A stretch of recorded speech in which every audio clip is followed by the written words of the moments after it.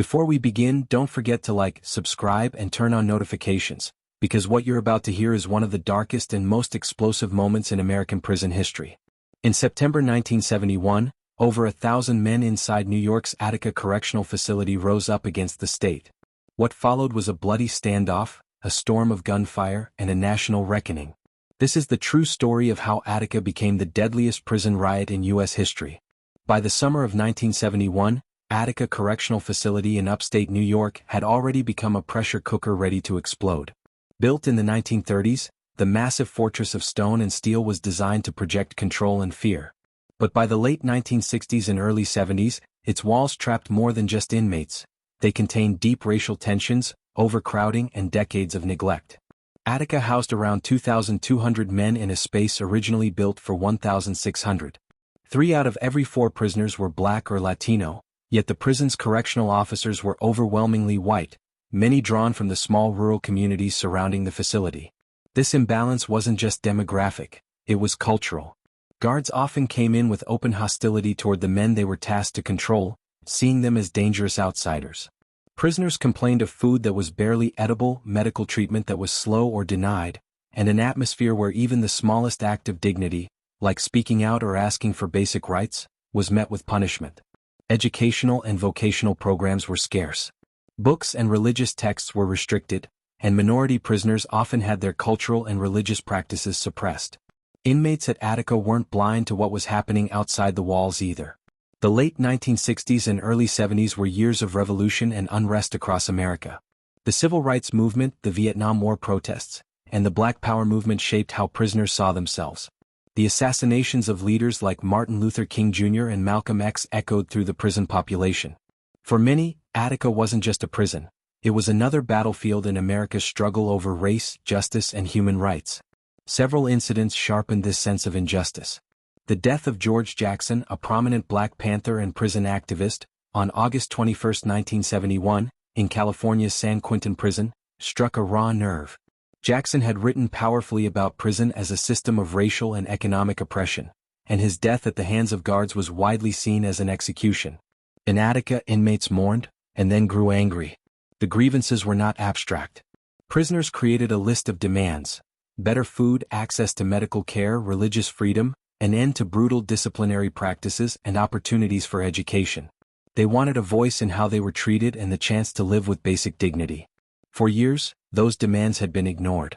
By September 1971, the patience of the men inside was gone. On the morning of September 9th, a fight between prisoners and guards in the yard sparked chaos. Within hours, the inmates had overpowered guards, seized weapons, and taken control of much of the prison. More than 1,200 inmates now stood together in open rebellion. The guards and staff taken hostage were their bargaining chips. What shocked the world was not just that prisoners had seized control, but the way they organized themselves once they had it. Behind the walls of Attica, a new experiment in collective power began. Inmates elected representatives, organized food and medical care, and reached out for outside observers, hoping the world would finally hear their cries for justice. For 4 tense days, the eyes of America turned to Attica. Television cameras and reporters camped outside as negotiations began. Inside, the men of Attica believed they finally had a chance to demand dignity. But the state of New York, led by Governor Nelson Rockefeller, saw things very differently. To officials, this was not a movement for justice. It was a dangerous insurrection that had to be crushed. The stage was set for one of the bloodiest confrontations in U.S. prison history. When the smoke of the initial chaos cleared on September 9, 1971, a remarkable scene unfolded inside Attica's D-Yard. More than 1,200 inmates, men of different races, gangs, and backgrounds, stood shoulder to shoulder. What began as a violent uprising was transforming into a political stand. They had taken 42 guards and civilian staff as hostages, but instead of descending into unrestrained bloodshed, the prisoners set about organizing themselves with discipline and clarity. The leaders of the rebellion quickly moved to establish order. They formed committees to handle food, security, medical needs, and negotiations. Inmates who had once been divided by gang rivalries now worked together. As one observer later recalled, "It was the most astonishing show of unity I have ever seen in prison." Despite their desperate circumstances, the men of Attica were determined to show the world that their cause was not criminal chaos, but human dignity. They drafted a formal list of demands: 15 in total, that would become the heart of the uprising.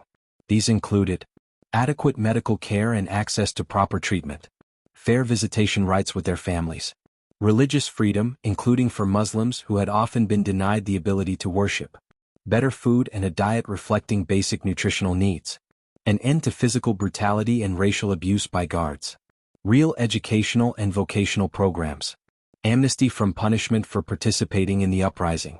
These demands were not radical, they were calls for the bare minimum of humane treatment. But they represented something larger, a demand to be seen as men, not animals. To legitimize their struggle and prevent a massacre, the prisoners insisted on outside observers. A group of respected figures, including New York Times editor Tom Wicker, civil rights attorney William Kunstler, and members of the Black Panther Party, were invited into the prison to witness the negotiations. They listened as inmates spoke passionately about the brutal realities of life inside Attica. Some told of being beaten for minor infractions. Others described being denied medical treatment until their conditions became life-threatening. The observers were struck by the discipline and seriousness of the men. They found a community attempting to govern itself under extreme pressure. But outside the prison walls, the mood was growing darker. Families of the hostages gathered in anguish, pleading for their loved ones' lives. Politicians worried about appearing weak in the face of rebellion. Governor Nelson Rockefeller, a rising Republican figure with national ambitions, watched the crisis unfold from Albany. Many urged him to go to Attica in person, to speak with the prisoners and show leadership. But Rockefeller refused. He feared that negotiating directly with inmates would make him look soft on crime, a dangerous position at a time when America was in the grips of the law and order era. Instead, Rockefeller put his faith in force.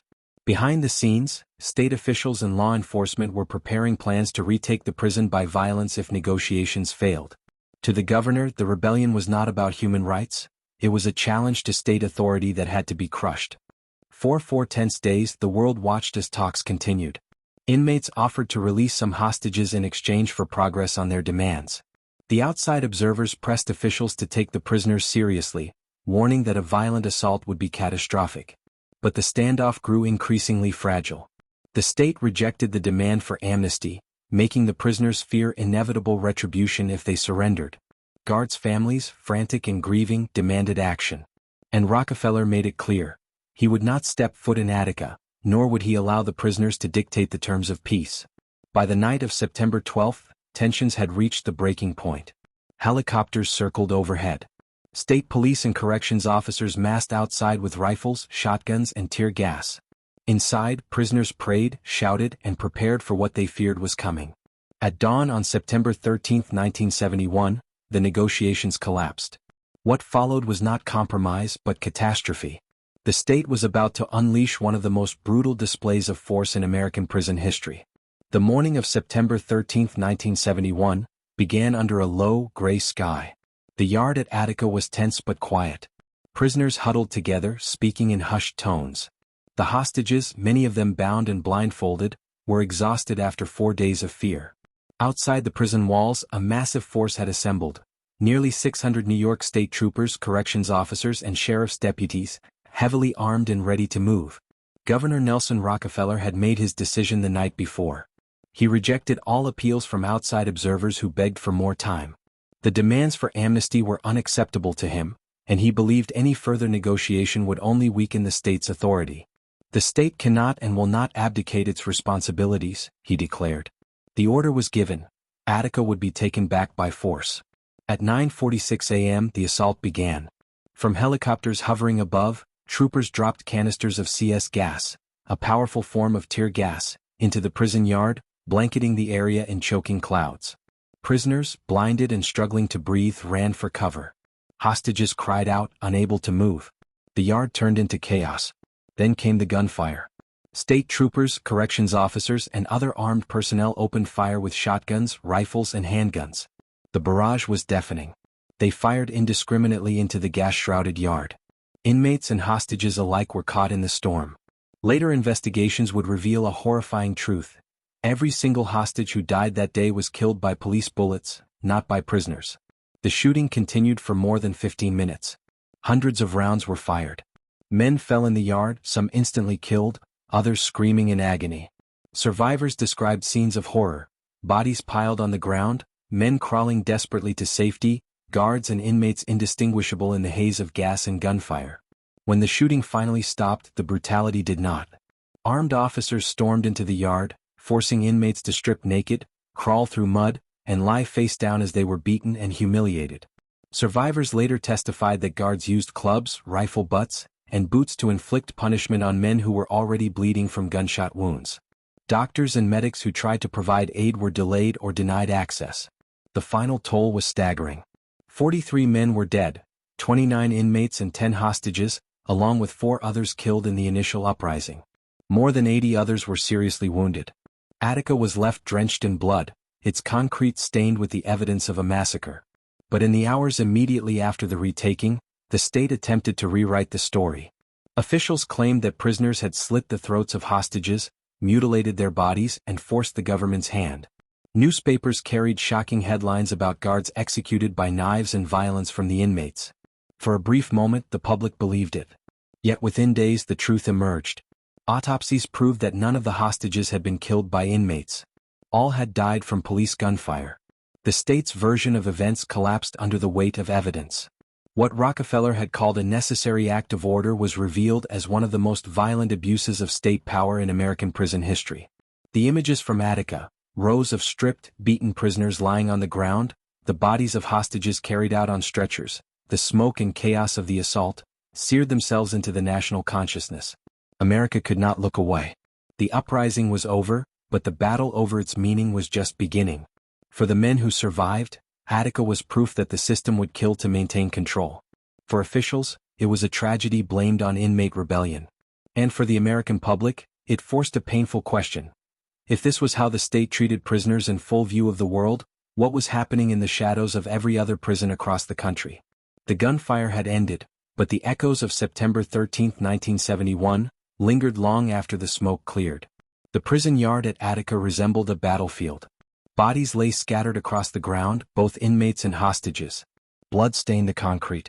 Survivors, many wounded, most stripped naked, were forced to lie face down in the mud, humiliated and beaten as troopers and corrections officers stormed through with unchecked fury. For those who lived through the retaking, the abuse did not end with the bullets. Inmates were subjected to brutal reprisals, forced to crawl through glass, beaten with clubs and rifle butts, denied food and medical treatment. Some survivors described being forced to run gauntlets while guards struck them. Others recalled men writhing in pain, untreated for hours as officers mocked them. This cruelty was not incidental, it was systematic punishment for daring to rebel. Meanwhile, outside the walls, New York officials scrambled to control the narrative. Governor Nelson Rockefeller addressed the public with firm confidence. He insisted that the assault had been necessary, that the prisoners had murdered hostages, and that law and order had been restored. Newspapers across the country initially repeated these claims, publishing horrifying but false accounts that inmates had slit guards' throats, mutilated bodies, and even castrated victims. But truth is difficult to bury. Within days, forensic pathologists revealed that every single hostage who died during the retaking had been killed by law enforcement bullets. Not one had been executed by prisoners. The shocking discovery shattered the state's story. Officials were caught in a lie, and the massacre was exposed for what it was, a state-sanctioned bloodbath. The public reaction was explosive. Civil rights groups, religious leaders, and even ordinary citizens demanded accountability. How could 43 people die, 10 of them hostages supposedly under state protection, at the hands of those meant to uphold order? Critics accused Rockefeller of sacrificing lives for political ambition, too concerned about appearing tough on crime, to prevent unnecessary slaughter. Investigations followed, but justice remained elusive. A commission known as the McKay Commission was formed to examine the events. Its findings were damning. The commission condemned the conditions that led to the uprising, the excessive force used in retaking the prison, and the state's lies about what had happened. It concluded that the bloodshed could have been avoided had officials been willing to negotiate in good faith. Still, accountability for the killings was scarce. Dozens of inmates were indicted for crimes related to the rebellion, while only one state trooper ever faced charges for the deaths, charges that were later dropped. No high-ranking official, including Rockefeller, was held responsible for the decisions that led to the massacre. For the families of the hostages, grief was compounded by betrayal. Many had begged Rockefeller to negotiate to save their loved ones. Instead, they watched the state kill them in a storm of bullets and then lie about how they died. Decades later, families would still be fighting for recognition and compensation. For inmates who survived, Attica became both a wound and a symbol. Many bore scars, both physical and psychological, from the retaking. Yet their testimony, about the inhumane conditions, the abuse, the lies, helped spark a national conversation about prison reform. Attica was no longer just a prison, it was a rallying cry. The uprising forced America to confront uncomfortable truths about its prisons. Overcrowding, racial inequality, brutality, and a system more focused on punishment than rehabilitation. Politicians, activists, and ordinary citizens debated whether prisons were institutions of justice or simply warehouses of oppression. In the years that followed, "Remember Attica" became a phrase of resistance. It was shouted in protests, written on placards, and echoed in courtrooms. Attica's legacy spread far beyond New York, shaping the struggle for prisoners' rights and human dignity across the United States. Yet even as it became a symbol, Attica also remained a tragedy. 43 lives had been lost and countless others scarred forever. The truth had been exposed, but the wounds never fully healed. The Attica uprising did not end when the gunfire ceased, nor when the last survivor limped from the blood-stained yard. Its true ending has never come because Attica lives on in memory, in law, in politics, and in the ongoing struggle over prisons and justice in America. In the immediate years after 1971, Attica became both a symbol and a wound. The name alone carried weight. Protesters in the streets of New York and beyond shouted, "Attica," as a rallying cry against oppression. Activists invoked it as proof that the American prison system was not merely broken, it was designed to dehumanize and destroy. The uprising revealed the conditions inside prisons to the broader public, conditions that until then were hidden behind steel bars and concrete walls. The cultural impact was enormous. Filmmakers, musicians, and writers seized on Attica as a metaphor for state violence.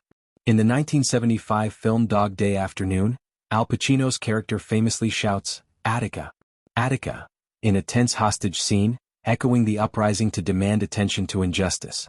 Protest movements across the country adopted the name as shorthand for resistance. But beyond symbolism, Attica had concrete effects. Investigations forced New York and other states to re-evaluate prison conditions. Some reforms were introduced: greater access to legal representation, slightly improved medical care, expanded educational programs, and the acknowledgement of prisoners' rights to practice religion. The courts became more willing to hear lawsuits filed by inmates about cruel and unusual punishment. Attica opened a door, however narrow, for prisoners to assert that they were not outside the protections of the Constitution. Yet progress was slow and in many ways fleeting. By the 1980s and 1990s, America's political climate had shifted toward tough-on-crime policies. The war on drugs fueled an explosion in incarceration, filling prisons far beyond capacity. Solitary confinement, mandatory minimum sentences, and harsher prison regimes grew more common. The lessons of Attica, many argued, had been forgotten, buried beneath the rhetoric of punishment and control. Still, survivors and families of the victims never allowed Attica's memory to die. For decades they pursued justice in court. In 2000, nearly 30 years after the uprising, New York State agreed to a $12 million settlement for surviving inmates and families of those killed. In 2005, the state reached a $12 million settlement with the families of the slain hostages. These payments were acknowledgments, however late, of the state's responsibility. But money could not erase the pain. For the families of hostages, Attica represented betrayal.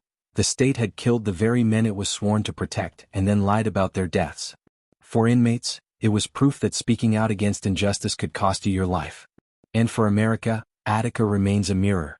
Each time prison uprisings occur, in Lucasville, Ohio in 1993, or in countless smaller rebellions, the specter of Attica rises again. Each time footage of overcrowded cells or stories of prisoner abuse reach the headlines, the words "Remember Attica" return. 50 years later, in 2021, survivors, historians, and activists gathered to mark the anniversary of the uprising.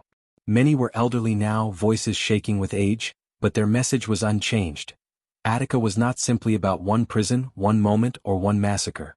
It was about human dignity, the right to be treated as people even when behind bars, and the deadly cost when the state denies that humanity. The story of Attica continues to haunt America because it poses a question the country has never fully answered. What is the purpose of prison? Is it punishment alone, or does justice demand more? rehabilitation, dignity, and the recognition of shared humanity? Attica stands as both warning and testimony. A warning of what happens when power responds to cries for justice with violence. A testimony to the courage of men who, even in cages, demanded to be seen. And so the name endures. Not just as history but as a challenge. Attica was then. Attica is now.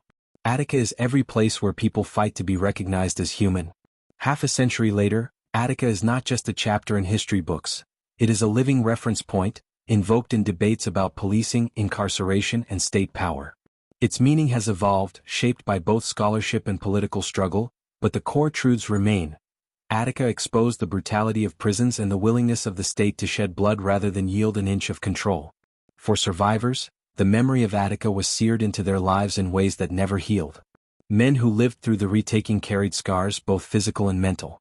Some were haunted by the screams, the smell of tear gas, and the image of friends gunned down beside them. Many spoke of how Attica taught them the state viewed prisoners not as human beings, but as disposable bodies. For them, every new story of police brutality or prison neglect rekindled the same wound. For the families of hostages, Attica was a story of betrayal. Their loved ones were killed not by the men inside, but by the very forces that were supposed to rescue them. Even as settlements came decades later, many families felt they had been silenced, their grief manipulated to justify the state's use of force. In American culture, Attica became a kind of shorthand. Protesters from the 1970s through Black Lives Matter demonstrations in the 2010s shouted, "Attica," as a reminder of what unchecked state violence looks like. The name was immortalized in films, books, and music, serving as a warning that prisons are not sealed worlds, but reflections of society's values. Yet the paradox of Attica is this: while it sparked national outrage and birthed calls for reform, America's prison system only grew harsher in the decades that followed. From the explosion of mass incarceration in the 1980s and 90s to the rise of supermax prisons like ADX Florence, the punitive impulse deepened. In some ways, America doubled down on the very conditions that drove men at Attica to rise up in the first place. Still, Attica endures as a symbol of resistance. Every generation of prison activists invokes it. Every historian who studies incarceration finds its shadow. Every politician who promises law and order confronts the ghost of what that phrase cost in 1971. Attica remains a wound that refuses to close, a story that demands to be remembered. Because Attica is not just about the past. It is about the choices America continues to make: to punish instead of rehabilitate, to silence instead of listen, and too often, to meet cries for justice with violence. Attica was more than a riot. It was a plea for dignity met with bullets. It was a turning point that revealed the cost of ignoring human rights inside prison walls. And 50 years later, it still forces us to ask, how much blood must be spilled before justice is truly served? If you found this story powerful, don't let it fade into history. Like this video, share it, and subscribe so more people can learn the truths too often buried behind bars. Because remembering Attica isn't just about the past, it's about making sure it never happens again.